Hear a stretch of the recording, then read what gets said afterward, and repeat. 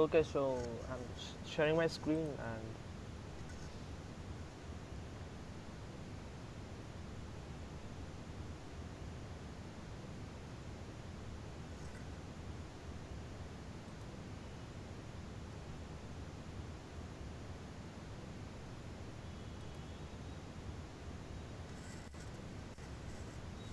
I guess it's visible.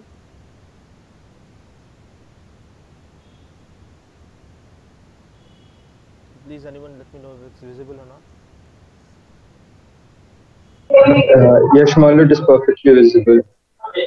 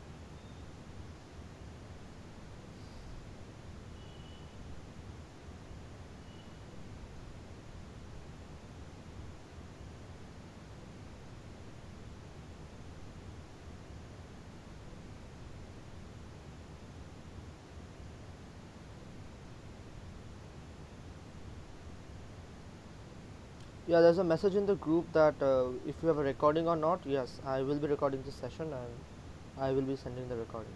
So I'm recording. Okay.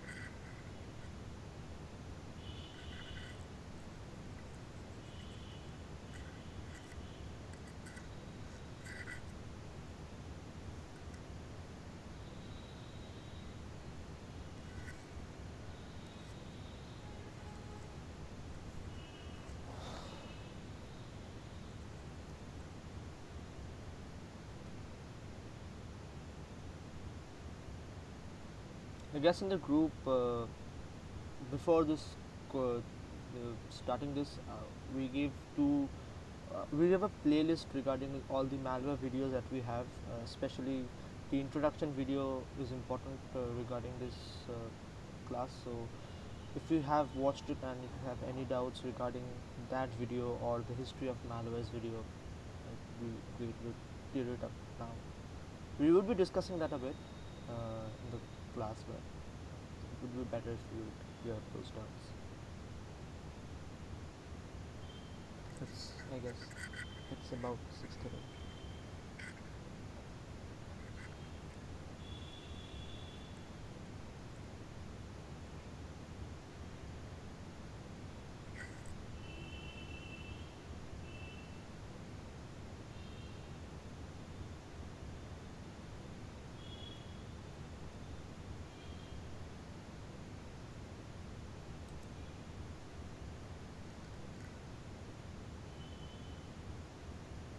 I guess we have some people in the meeting, and it's around 6:30. So should we get started?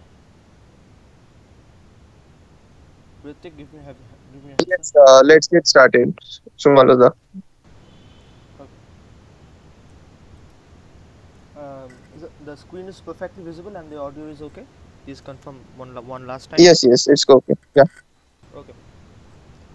So this is our class on malware and exploit development. We'll be using Python over here, and I guess you had some other classes previous to this regarding pen testing and other branches of ethical hacking. And here we would be dealing mostly with native exploit development. But this is a post exploitation stage, so this is not really how you would gain access to a system.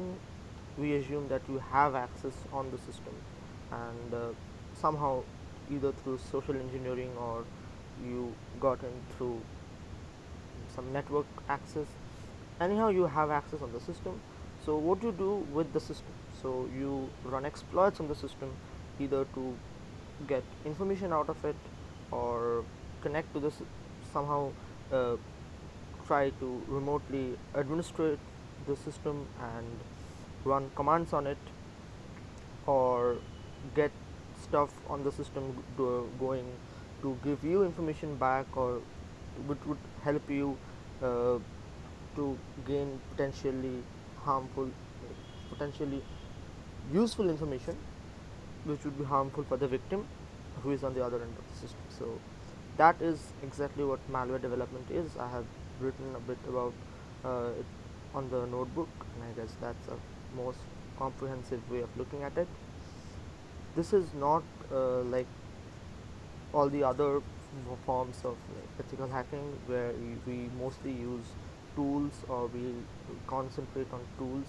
This is native exploit development, so we'll be using scripts that we have written on our own. And here in exploit development and malware research, coding is necessary. Okay, coding is absolutely necessary.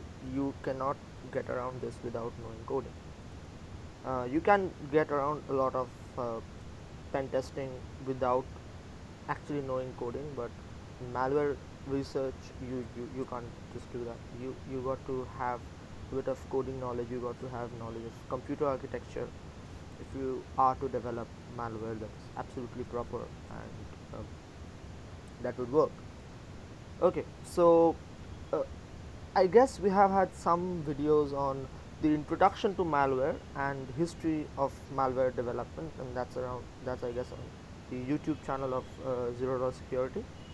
And for like, any of you have any doubts regarding the introduction to malware video or the history of malware video, like you watch that and you have something, or want to you have some doubt regarding some section, or you can't differentiate between two categories, they seem the same, any such doubt, please, it would be good if you would clear it. So do we have any doubts regarding like the introduction to malware, the different types of malware? Like, do you have any doubts regarding that? Because if that's where you get confused, then developing malware in Python really doesn't makes a lot of sense, because uh, like, yeah. So uh, do you have any doubts in the introduction to malware video? I would be discussing the different types in a very short note, but do you have any specific doubts?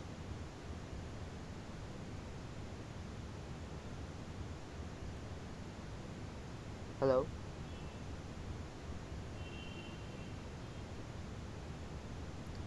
Okay. Yes, Sumalada, it seems nobody has any doubts. So Okay. you can move on. Okay. Okay.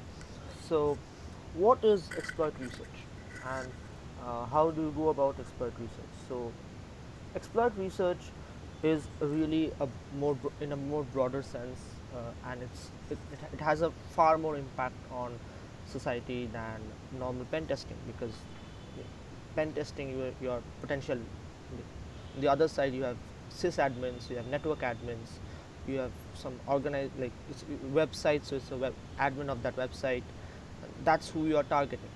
But in malware development and exploit research, you are developing like a victim, a personal computer most sometimes, and even an enterprise. So it really scales up from your, like, infecting your computer to infecting your company. So malware development really is a far more vast field, and there are way too much digressions and way too much variety available here to even have to have a standardized methodology as to how this works. Like there is no standardized way to attack this thing. It's not like you do nmap and then you see something on exploitdb, or you take a version number. That's not exactly what's happening. Rather, if you are in exploit development, you will be able to write your own hack tools, and that's what we are going to explore a bit in this notebook. We are going to write hack tools. We are going to write uh, we are going to actually write exploits. We are going to see how they work, and it's just using Python here. And again, as we go through, it will be clear that Python is used for uh, prototyping such attacks. Such attacks are mostly done in advanced languages like C or C++, but we will be using Python because one, this is Colab, so it's, and Python is the most human readable language. So like, if I write something in Python, you would be able to understand it right away. And Python can be integrated into some other operations very quickly, so Python is a good place to start. But in the next lecture, I would try to bring in some C and C++ stuff and some advanced assembly level language uh, into this course. But here we generally stick with Python, though we have some applications of C programming, but we stick with Python in this lecture. um, okay, so some recap. This is the introduction to malware video, and I guess you have learned something from this video, is that what the different categories as to what malware can be uh, segmented among.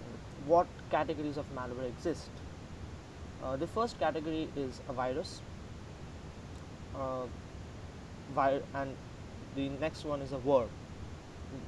A virus spreads through disks, pen drive, or physical access memory, and a worm spreads to the internet. And that's about it to viruses. Most of the things you assume are viruses are actually not, and these viruses or worms are actually not considered very serious malware because they don't really have any like end purpose. One of the primary reasons, if you watch the history of malware video, you would understand that these came up for mischief. Some person like thought this was it was just fun to play around with the system bug and exploited that. And worms are just bugs in the network architecture. They spread, and obviously they incurred a lot of damage. But what we're really interested in developing, because that's what helps us in our CTFs, that's what helps us in targeting big enterprises. Those are Trojans, keyloggers, rootkits, bootkits, botnets, and backdoors. And we would be creating a keylogger in this course just by using Python. And we'd see a rootkit. It's a back, and we would see a backdoor, and we would see a dropper. That's a kind of a Trojan. And I guess you have seen a lot of videos with a metasploit exploit being done. That's the most common thing, and there's no really point to have a demonstration of those kinds of stuff over here, because you see a lot of that. We will be going into something that's perhaps not so well discussed in the community, and which needs to be addressed nevertheless. And the entire concept of truth, like how to script them and how to understand what's really going on in the background. Okay, so this is the picture of a slide from the video. It's on Trojans. They usually do not replicate. They are not viruses. They just have one objective, that is to stealthily deliver the payload.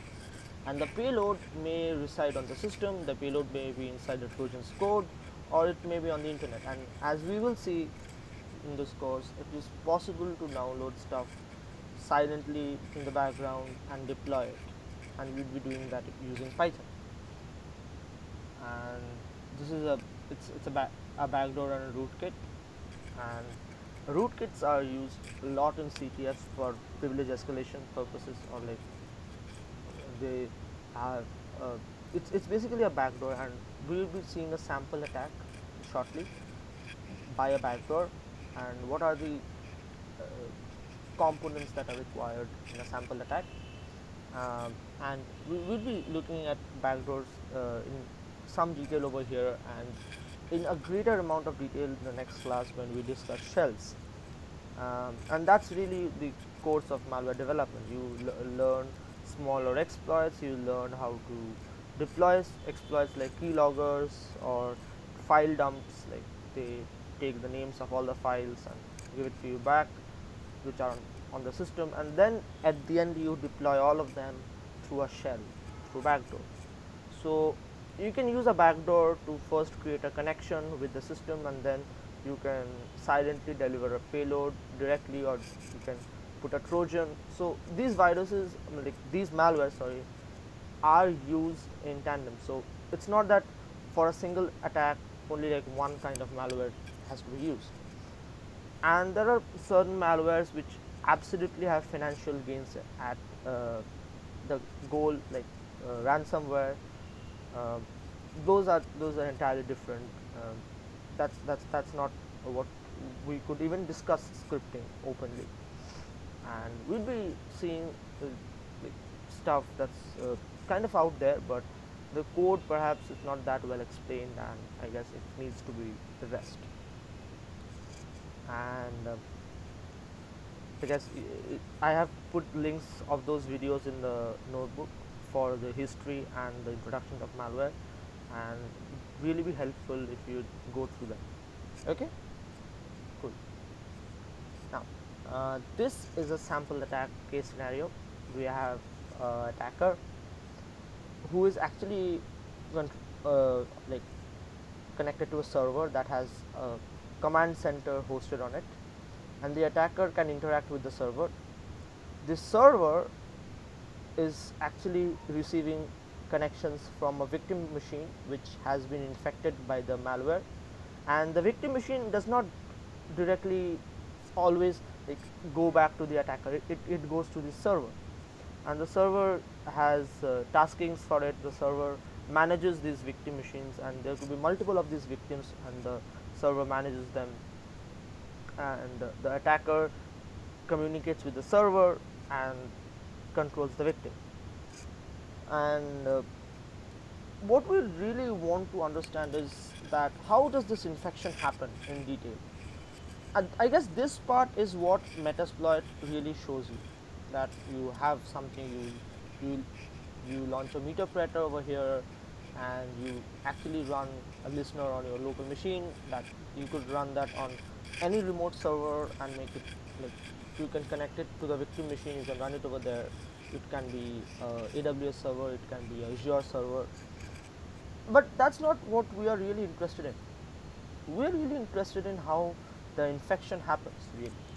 And what happens is that the attacker gives the victim a executable to launch, and the executable has two parts. There's a launcher and there's this exploit, and the attacker actually knows what OS the victim is running. So the launcher uses some vulnerability that is native to the operating system to gain some leverage, and then delivers the exploit. And like this is Covenant. It's an open source CNC architecture. It's like Metasploit, but it has a good GUI interface, so I have selected it for demo purposes. you can see that when like I have a virtual machine WinDev 2010 eval. I infected my virtual machine with with Covenant, and here we see that it sends me a message that that machine has been infected. And this is what actually you see like in your Metasploit CN like, command shell. You see this in a command structure. You have listeners which are listening for connections, you have machines that have been infected, and you have stuff that you can do with those infected machines. And this is how a listener is configured. If you recall, like in Metasploit or any CNC structure, you need some place to report back, and that's the connection port, and this is the place where the listener is bound to. So the listener is kind of like a program that's looking for connections from these victims. So listener is hooked on the port, it listens for connections from victims, and when it gets a connection, it uploads like the database or the dashboard over here, and you can then gain access of that computer. But this part is the one that's well discussed, well documented. What actually slips us is this: it's how exactly an exploit works, and what's the launcher, what's going on in the background.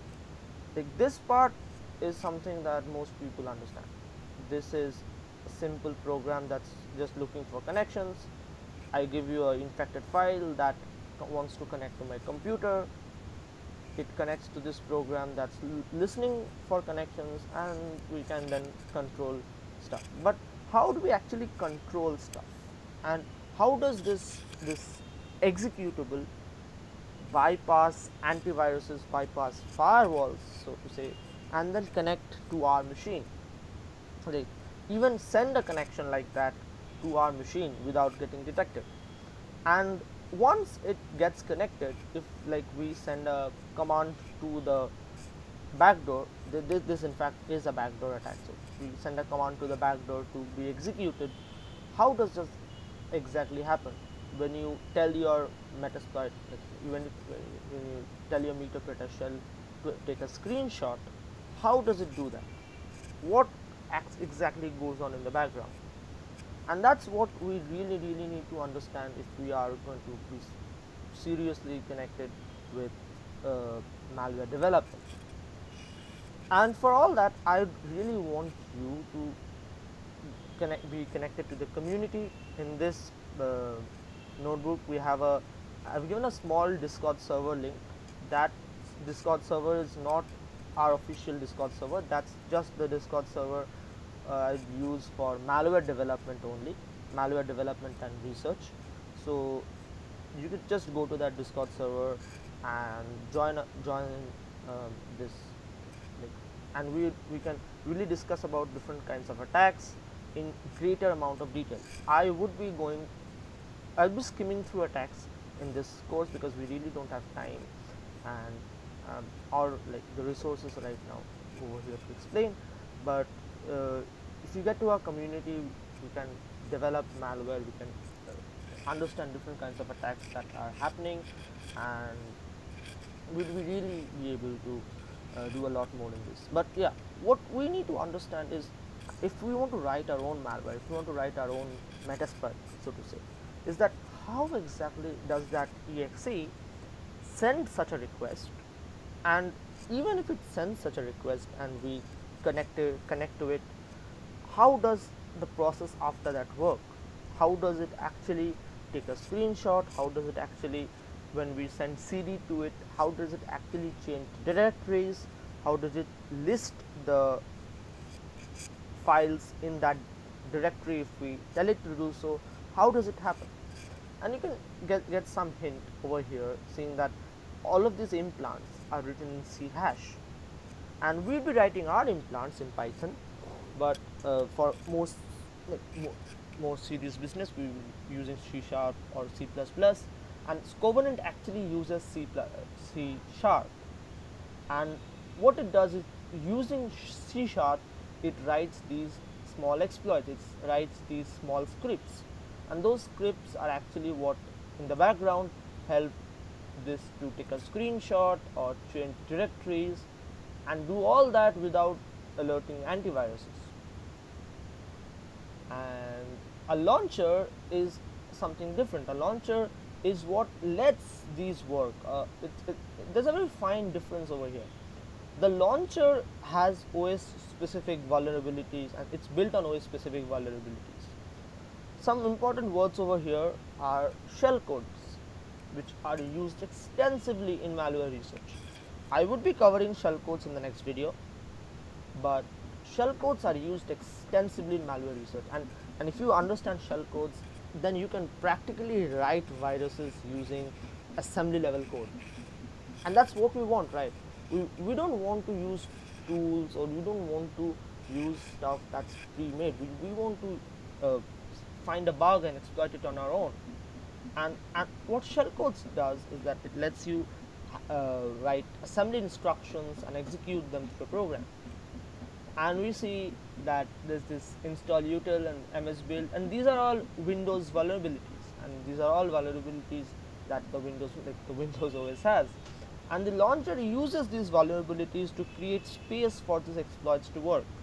So suppose that's where the evasion parts comes in, that's where these successfully actually happening comes in. So if you tell it to take a screenshot, perhaps to even launch that program, we would have to have some kind of a tunnel that's built in, and the launchers basically work their way through this tunnel, and the launchers have these OS specific stuff encoded inside them. You can use Covenant and just generate a binary, like the raw binary. You can use different OS vulnerabilities over here to launch that same binary. Like this thing is just the raw binary, which would get executed in a victim machine. This would probably get caught right away, and these are ways you can actually use to ship the binary cleanly, or to make programs that actually would help uh, use certain techniques within the Windows operating system and launch your exploit. So and the part is that even if you do not know how to write exploits, you can take an exploit, you can even take Covenant, and if you find a bug within the Windows operating system, you can just write a good launcher for it. You don't have to always write the executable that does the malicious job. You can write even wrappers around it. You can write additional code around it to make it silently, make it silently, like uh, work in the background, or to make the antivirus think that this is probably a legitimate file. You can do a way lot of stuff in malware development. So malware development is not it's not only about making viruses. It's not, and as you would see that most of the, like the exploits, so as to say, are generic, and they're so generic that actually this is the code in C sharp. I have given it as a text. This is the code which Covenant actually use to get screenshots. If you take this, compile it in Visual Studio for say, you would actually be able to get a program. When you execute that, that returns an image, that's the screenshot at that point. Like, and what actually goes into malware research is basically taking this code, packing it in such a manner that the OS does not understand that this thing happened, taking the result out. Like executing this is not by far like the biggest challenge. This will get executed, but to take the result and silently send it away to the attacker, that's where malware research really comes in.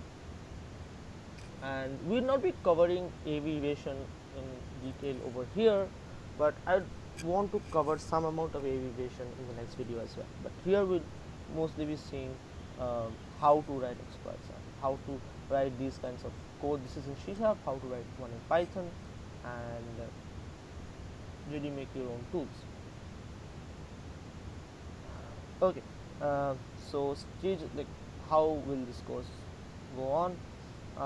We'll be beginning with something that is more or less universal in operating systems across. It's in Mac, it's in Linux, it's in Windows. It's called a process and a signal, and that's the first step to developing malware. And we'll see why these are important and what kind of stuff you can do with this, um, and like what kind of codes you can end up with, and you can actually execute programs, you can run commands within your program, cmd commands or linux bash commands. I guess you have had some classes on linux, so you run those linux commands using like a bash terminal, right? But when you are hacking a machine, you don't expect a terminal to open up and then your program writing code over there. So how you can execute terminal instructions, like instructions on a terminal or instructions on the bash, in the bash script within python, and how you can export those results successfully, that's what makes your exploit work. So we'll see something that's important, that's process and signals. So you just open task manager on your windows, and this is something that you see these processes that are running, and you see this thing end task. So what's all this? So this is these the different applications that are running in the background. Each has this unique process id that's tagged to it, and this is what is a process. A process is basically maybe this is the one same application. Say Chrome can be a standalone application which has, like, Chrome is not actually. Chrome starts a plethora of processes. It starts around 10 or 14 processes. You can have a small program that just has one process associated with it. A process is kind of the smallest part of execution that the operating system sees. So you can see processes over here, and this button, really, when you click on one process and you want to shut it down, you actually send a signal to that process. But this is the GUI way of doing it. How can we do all this in Python? And we can do all this in Python using this library. It's called subprocess, and it comes packed with Python, so you don't really have to use pip to install it. It's there. So uh, we will be starting with subprocesses and signals, how you can give them using Python. But till here, does anybody have any doubt?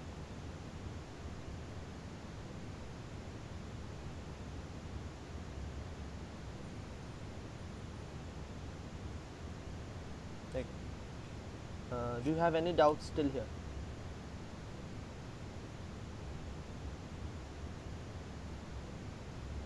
No, Shmalu, I don't think there are any doubts, but I guess it's better if they get an insight into the sub process now, the sub process module. uh,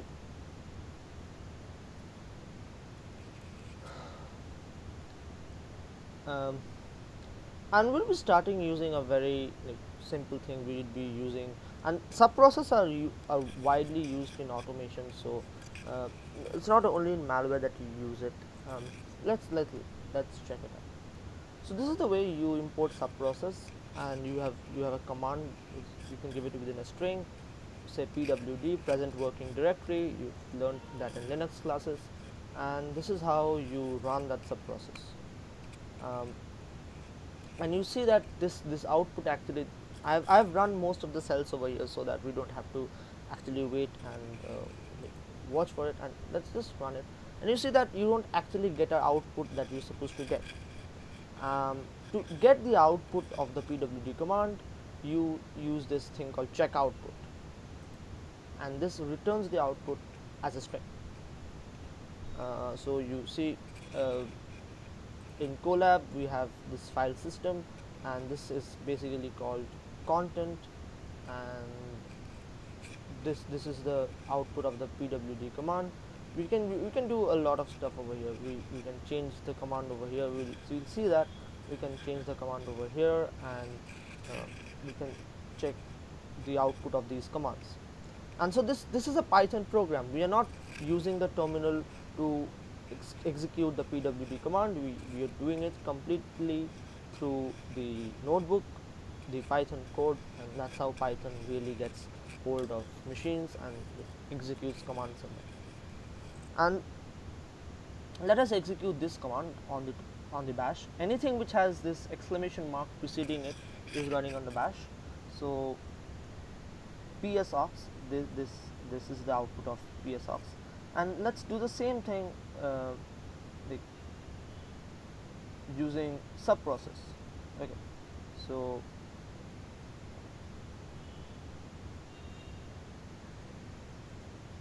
let's try that out.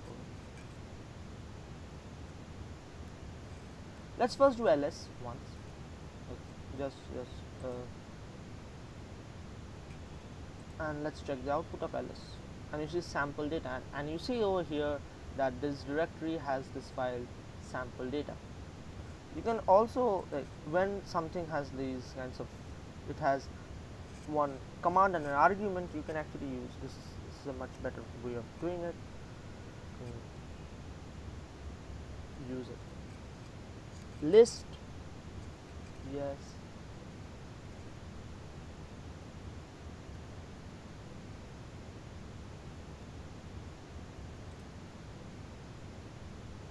And you see that this whatever we have over here is the same output, that perhaps formatted a bit differently, but this is the same output as the bash script. So just by using the subprocess library, we are able to get an output of a command from the bash shell, and the output is dumped over here, and we can use that to run system commands on the machine. And this another process to do it. It's called subprocess.call. Subprocess.popen is used for piping. Subprocess.call just does it, and this is one way to do it using the list. So let us do something. Let us download a file from GitHub, and this file is called upload.py, and let's run it.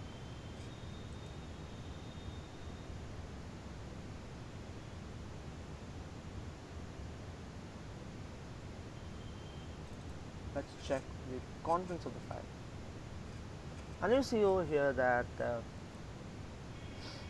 we had this subprocess.call and ls, and this is the output of the ls command.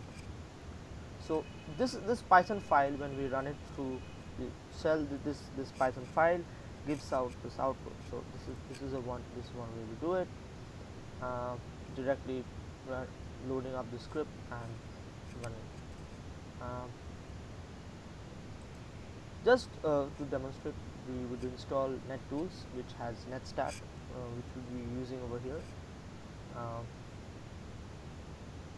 and let's check the netstat -g command. Pretty easy.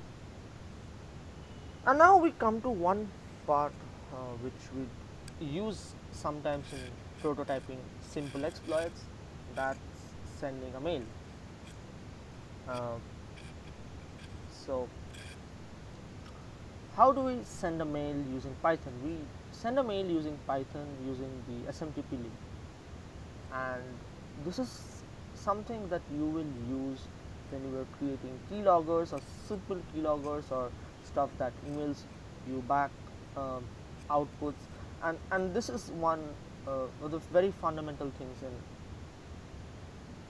it's a very beginner friendly thing in exploit development. This is not technically writing an exploit, so to say, but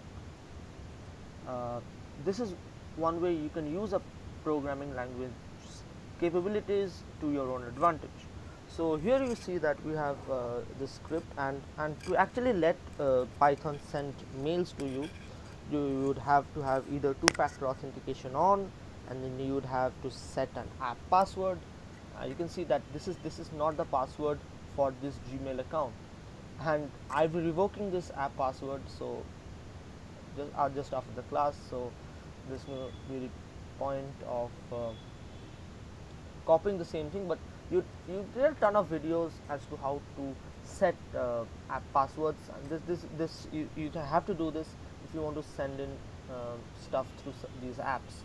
Um, and once that's enabled, then using scripts like these you can send emails uh, to email addresses using your program. And what we've done over here is we use the netstat -g command. That's the command over here, and we have mailed the results of this command to this email address. And often when you get data from the terminal, that data is formatted in some pretty nice way, and you just want to have specific parts of the data. You don't want to have the entirety of the data. So over here perhaps you just want to have stuff that's under group, or you just want to have stuff that's after ETH0, and to do stuff like that you use regex. I'm not going deep into regex over here, and that's something that's from programming, Python programming, but regex is certainly something that you can use. You can use that to filter out outputs from your from your programs, or like you generate a string using subprocess the check output, and then you can use regex to find or send whatever parts of the string are interesting. If I execute this code, you will actually have an email sent to me with the netstat -g command. If any of you is interested right now to check it up, you can give me your email address, or you can just turn the mic on and give me your email address, and I can send a mail to you using this. So anybody up for it? Anybody wants to give your email address to check it up, like to check if this actually works? I've sent mails to my own mail account, but anybody wants to volunteer and give an email address over here um, to check if this works? I don't think anybody is venturing here. Okay, this is something simple for the very first parts of exploit development, and we'll be using this script in some form later on. And this is a way to use actually to meaningfully use the subprocess module in a program that kind of does a work for you. And here we come into signal, and what signal does is when you remember, when you press Control C, the program execution stops, and you have these shortcuts. So basically these are nothing but signals that the system sends to the processes, and like when the process receives a signal like that, it has to respond to it. And one of the very famous signals is the Control C or the terminate signal, and like that's the same signal that Colab generates when you click this small stop button that comes in. That's the same signal. So here we have a signal handler, so we have imported the signal library, and here we are creating a handler which would take the signal. This is signal.second, and this is defined in this within the signal space. This is the Control C, the termination signal, and this would send it to this handler. And now when I am executing this program, I can't stop it just by pressing the stop thing on Colab. So let's check it up, and you see that whenever I am pressing the stop button over here, it actually did not stop. uh, if it was a normal regular program, it perhaps would have stopped right over, but it actually did not stop over here. So if we check the value of x over here, this is the value of x. So x actually went through the full loop, and whenever we were clicking on this small pause button, this wasn't stopping. So this signal that we were sending to the process, or suppose like the program that was running in the background, this was handled over here, and now we not be able to stop it manually. And this is a way you use in exploit research to handle different kinds of scenarios your backdoor may face, or different kinds of stuff you want to do, if or different kinds of stuff you want to do to say processes, and like really get better hold of the system. So right now over here we just turn this entire collabs stopping function like we just turned it off. Okay, and perhaps you get the process ID or the process name that is running the antivirus process, to be safe. And if you can pass this signal somehow to that process, the process has to shut down. And this is what happens also when you click on a process on your task manager and then you click end task. So that process receives the signal and then it shuts down. And this is a way you can harness that entire feature just by using some lines of code in Python.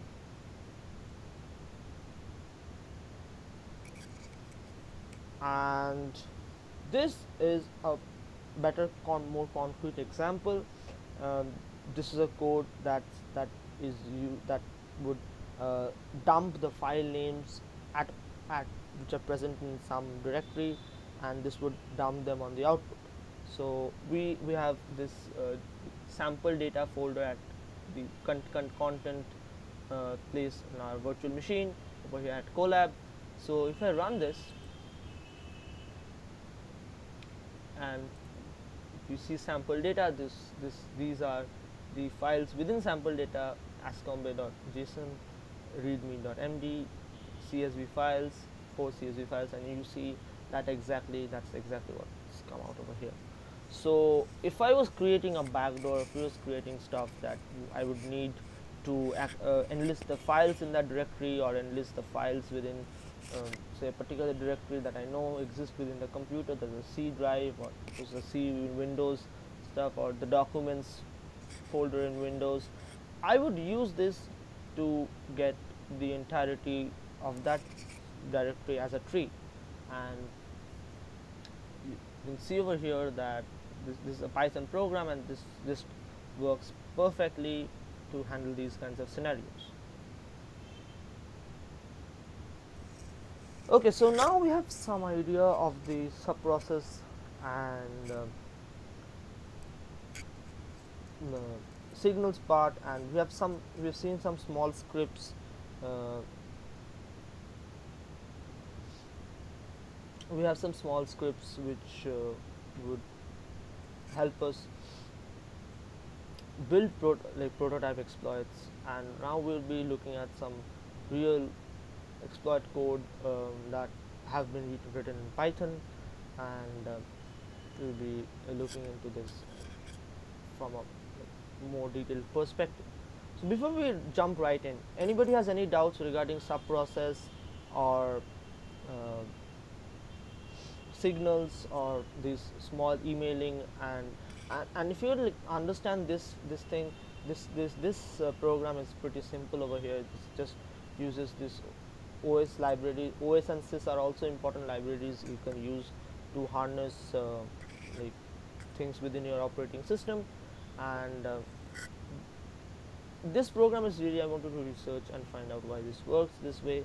But anybody has any doubts regarding the subprocess or signal modules in Python, or perhaps the mailing thing which I showed, like the small script which uses SMTP lib. So anybody has any doubts regarding those subprocess or signals?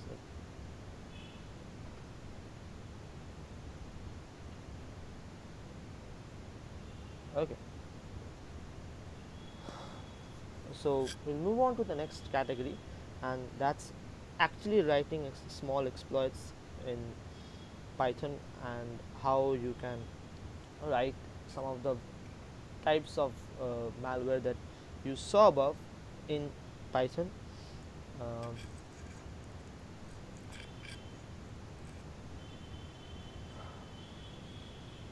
we will be writing a keylogger, and I can't show you the keylogger execution in Colab because it doesn't really make sense, because I can't run something over here and do other stuff. I'll be showing you a sample input, uh, but I can't really show you the keylogger working. Um, but this is the code for the keylogger. Okay, so let's inspect the code nevertheless and see what kind of stuff is being used. So yeah, we have this send mail, and that's exactly what we studied about. That's using SMTP period. And we have this reporting function which is used to create the mail and the logs, and then we are using this thing called pyinput.keyboard. That's what traces like what keys we type.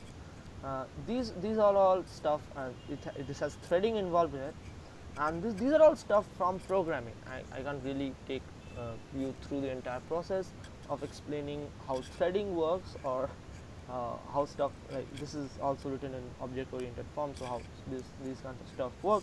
But that's programming, but this is a way to exact, like this is a constructor.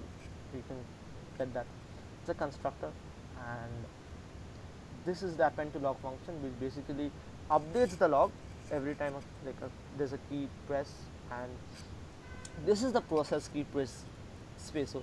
So if there's a space that's there, so we have the space character, and this is a way to like handle those keys, and this is key dot car basically returns the character for key. So if I press the key with u on it, then this will return u, and if I press space, then this returns space, and if I press any special character key over there, so it then returns these kinds of keys. And this is what we append to log over here. So we process and then we append to log over here, and this is the this is the part which is the start, and this begins reporting and listening, and this is the send mail part that's used to actually send the mail, and this is the reporting script. These are easy parts in Python, and if you have any doubts regarding this script, I'd always be open to answering this either on Discord, or on the Discord server we have only for malware research, or any other forms of messaging you want to reach out to me. And this is what actually this does. You can see the output over here, or if you have the Colab notebook open on your end, you can see that when it starts, it actually sends me this mail, keylogger started, then it sends me keystroke. So even if I use the best password in my like say Facebook, or if I use the best password for my credit card, if I no matter what kind of passwords I use, how much strong they are, how many special characters are there, if a keylogger is infected on your system, you're pretty much done. If you have a keylogger that's listening to your keys, whatever you're pressing, that's going up, that's getting mailed, and all of them have come through Gmail. There is no, and none of them have been marked spam. None of them have been marked spam. So this basically looks pretty legitimate, and even on an enterprise, these kinds of exploits will look pretty legitimate, because we are not using shady SMTP servers, or we're not connecting to stuff that's out of the blue. We are connecting to Gmail, and if you see the mail going up, the antivirus does not really think that's something to look into. And if you have watched videos, say on APT29, that's on our malware playlist over there, you can reach out to me on Discord regarding that. And Python really lets you use those kinds of APIs because Python is well integrated. It's well integrated with Twitter, it's well integrated with GitHub, it's well integrated with Drive, Google Drive. It has tons of APIs for doing stuff on Twitter automation, on Twitter, like doing stuff on drive, and therefore we can really create exploits that use legitimate services. And Hamatos, that's the malware that was created by APT29, used so legitimate services to do the entire process that it was really difficult for network defenders to actually detect the presence of this on the system, and therefore Python really excels over here. Python is widely integrated, and therefore stuff that's done through Python really does not flag a lot of stuff. So that's something you can always try out. And if you have any doubts regarding this keylogger, and just think that all the passwords over here, I'll revoke them immediately after this class. And this is not the password for this Gmail account. This is just the app password. This account has two-factor authentication enabled, and this is the app password. You could get tons of video on how to set an app password, but this is just the app password. This is not the email's password. So you can create mailing scripts like this and try out small mailing applications. If you are in ML, I would also like tell you, if you want to have some use of this mailing application, if you're running something say on Colab or Kaggle and it's running for a long time, you really don't want to come back and check always, you can always put a small script like this at the end, which when done sends you parameters back on your email. It's a very good thing for productivity and automation. So you can try that out. And Python is really well integrated with services, so it doesn't really get flagged as shady. So yeah, we created the first kind of exploits. That's the keylogger. Now coming to the second kind, that's the dropper. And what a dropper does is it's a Trojan. So it it downloads a file from the internet and executes it silently in the background. And let's see what we can actually do with these kinds of files. One of the ways you can download files in a Linux computer is using wget, and just downloading this file called cprog.c from my GitHub account, and we see the cprog.c is over here. And let's just compile this program and see the output, and see this is the output is hello world. And I have removed the output file immediately after generating the output, and something you can do in Colab. You can generate, you can use the rm command to remove that file directly. And now let me remove the program. So we can see that this is the way you can actually execute C programs in Colab using this exclamation mark over here. We can use GCC, and GCC comes installed on these machines for some reason. This is a standard Linux distribution virtual machine, so you will have GCC, and so you can compile this program and execute it completely fine. Okay, so we have removed that.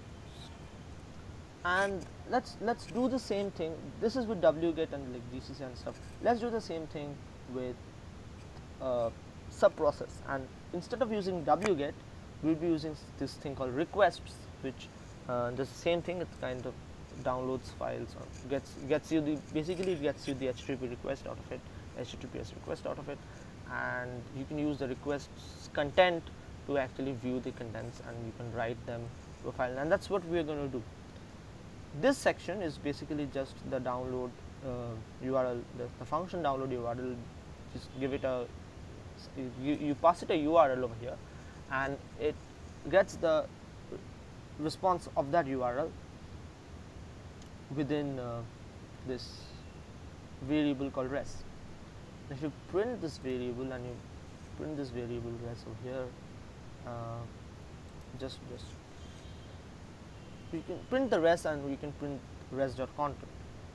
And let's see what happens. We have this, we will be writing our output to this file, output.out. We'll be writing this as a binary, and this is a standard code for opening a file in Python, like writing a file in Python.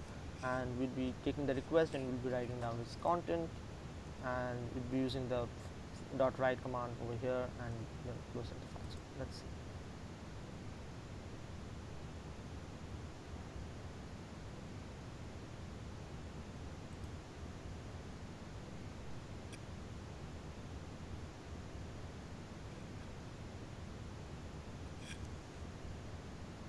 So we see over here that this is the output.out file, and this is basically an ELF binary. This is the binary that we have downloaded from GitHub directly using Python, and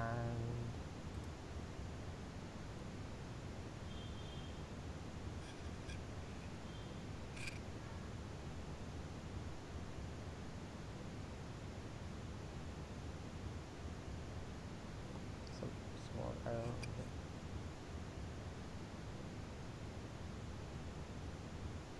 Let me check once.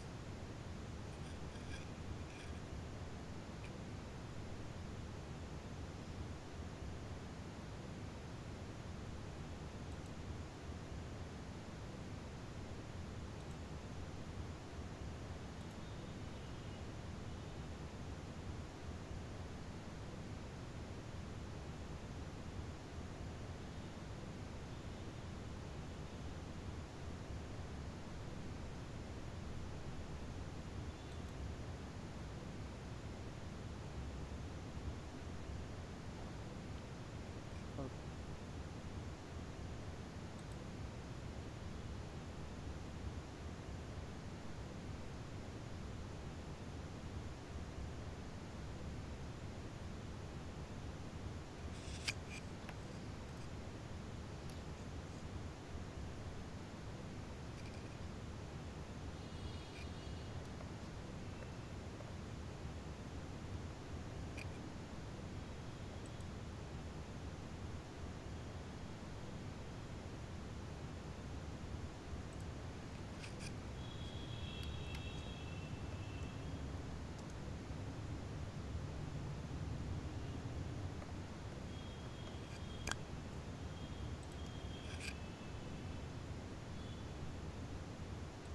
Yes, sir. Yes. This is the command we are supposed to be executing over here, and yeah, this works. But let's check. This isn't.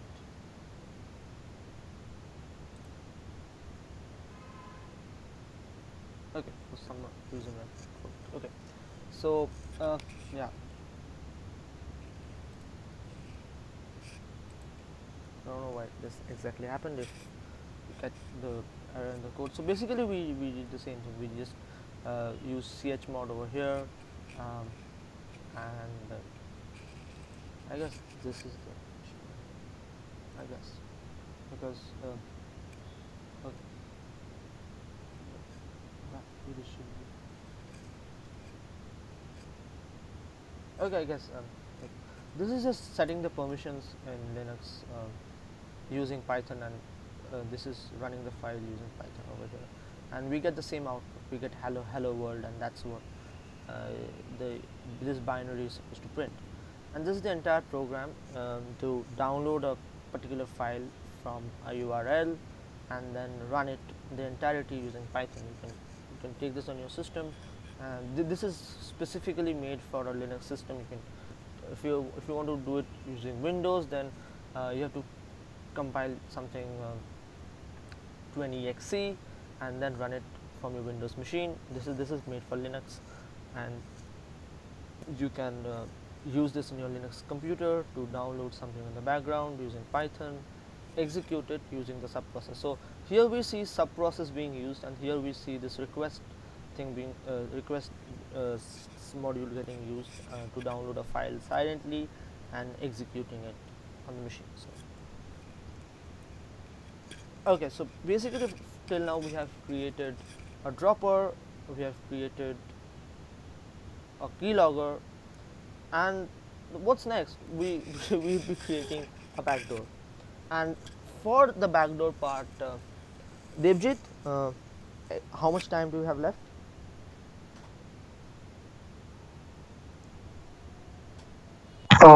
I guess we are near the end of the session, Shmal. Okay, so this is really for the next lecture. I just gave the code over here. This is generic code you get for a reverse TCP uh, backdoor in Python, and this is the backdoor code, and this is the listener code. And I'll really be going into this in the next session, and how this works, and I'll be going deeper into shells and what exactly shells are, and how you gain shell access, and what's up with all that. And this is how it looks like. The output looks like. You first run the listener, and then the victim runs the backdoor. And if somehow these machines can coordinate, so you have this connection that this backdoor has given back to the listener, and then you can type commands and get them executed and see the output of those commands on your machine. So this is the victim running this backdoor, and this is you running the listener, and this is the interaction. I'll be going in deeper into shell access the next class, and this how the process entirely happens, and various ways of getting shells. But this is Uh, Shmalo, if they want, guys, those of you who want to have a look at some basic reverse shell codes in Python or in C, you guys can DM me personally. I'll send you some of the repos which I had made, which contains very basic Python reverse shells, like both the client side and the server side. So I also have that in C for those of you who are interested. So do let me know. yeah, Then it would be really nice if you if like for the malware part of it, if they join this I've given a Discord link over here. If they join, they just for the malware part of it. And yeah, that's definitely a very big advantage. I was talking more about the basics if anybody and knows, because yeah, after we can class have a channel sessions, over there just for reverse salty backdoors and stuff like that. And yeah, cool. because this will be the part of a backdoor, and that's really extensive, and Devjit probably has a lot of work in this section, so you can DM him obviously, and he will give you some good resources you can study out on backdoors and reverse TCP Yes. shells. Yeah, I if anybody wants anything or any of the basics like how to get started or want to have a look at some simple codes, then I can help them with that. Absolutely. This is just a generic code. This is just a generic code. I can't even take since stuff that I've written this code. This is so, but because this is generic backdoor code, and this is not exactly what we want. This would work, and this is a good prototype to understand the how backdoors work, but really we'll be looking into better or more advanced methods of getting a shell access the next class if we have time, with C or using shell codes. And then in the end of the notebook, I have added stuff for packing your Python files up as an executable.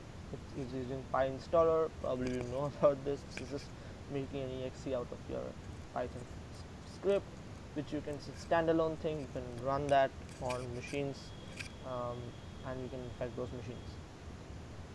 And what's next with Python? And what can you do really? That's just up to your imagination. You can make POCs, you can script hacking tools, you can script your own tools, and that's something we encourage. Um, if you have a CTF, then automation really gives you the extra edge over people. You can automate attacks, you can automate lots of stuff using Python. I guess you have explored that in other places. And if you want to learn more about automation, and Devjit, hello. Yes, So Shmallu. yeah, so I guess in Python we have a lot of network pen testing that's also being automated.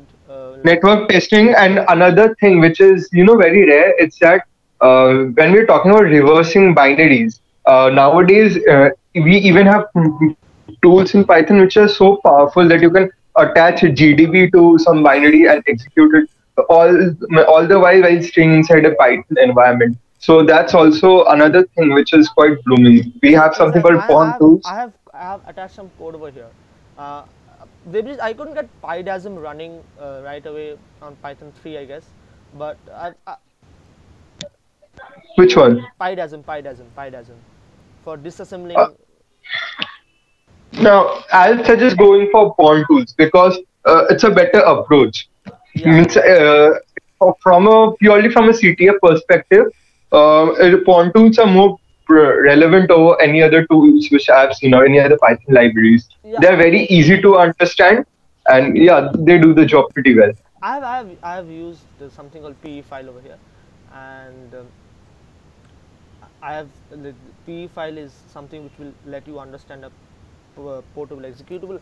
If there is time on the next session, I would delve into PE and what PE is and how you can understand its structure. If there's really time, or you can join, like you can connect to us. And PE is something also, it's something that you will have to learn if you are learning serious reverse engineering or malware exploit research. You would have to understand what are the sections of a PE and what are the different things that a PE has, and Python really gives you excellent tools for malware analysis, reverse engineering, disassemblers. And as David said, there's a lot of stuff in like you can have pawn tools is a great place for all your CTFs, and like they have great modules you can use to really have that extra edge on CTFs, not going on a bash and typing stuff, rather just writing Python scripts to do everything for you. Um, I have attached some examples using PE file. I'll not be explaining these a lot over here because this really requires you to understand PE and what sections are, what's the header in a PE, and how sections are pretty useful. But they're just attached it over here for those of you who want to get connected and want to learn more about what Python has for you in reverse engineering or exploit development or stuff like that. It's really advanced and do a lot in Python. I guess that's something we'll end our session with. Thank you. Thank you for the session, Shumallo. Before we close on, any I'm questions, anybody? Yeah, Yeah, Shumallo, up to you. yeah, absolutely. Any questions? Any Any questions, any suggestions? Guys, this may all look very intimidating, but once you get into it, you get used to it. Once you start learning stuff, you understand stuff. Take it from me, it's from a very personal perspective. When I started with looking at these stuff, I was very intimidated. Like, how am I going to do this and fathom all of this? But somewhere down the road, we all made it. So yeah, if you have any questions, feel free to ask them. Also, those of you who are interested in learning more about these, maybe from a basic level or a bit advanced, you can always DM either of the mentors, me, Shumallo, anybody, and we will help you through it. Or you can ask your questions in the group. And since and I don't see any just for the malware part, competition, since we have a lot of code that's coming up, and stuff that really requires, and that's really requires a community to grow around it. And we are at $0 security, I guess, Devjit, we are coming up with an official Discord server and a Discord community. will be coming up with a very well maintained Discord server very soon. There we will be having different sections for dedicated parts of security. We will have malwares, we will have a dedicated section for web application pen testing, one for exploit writing maybe. We will be coming up very soon with that. Till then, if you have any questions, you can feel free to ask us at any point of time. Even if you are very intimidated and want to know what would be a good beginning spot, we will help you with that as well. So yeah, Absolutely. Once we get into seeing the that, official Discord server, it will be easier. And if you want to come on the Discord server that's given on the notebook, that's even fine. yes, we once we have a official Discord server, it's gonna take some time to build all of it because we're adding some custom features to it. Maybe after it's done, we will definitely do our best to facilitate healthy conversation there in the respective domains. But till the time for the time being, we will really appreciate if you have any questions for us. Do we have a question? No, I guess. And Shumalo, with this, I guess we can conclude the session. Thanks for the brilliant for your time, Shumalo, and for the brilliant presentation. Thank you, And Rootkit. as always, guys, feedback in the group. Okay, I really want feedback. And again, once again, if you feel intimidated or if you feel scared rather after seeing all this code, most of which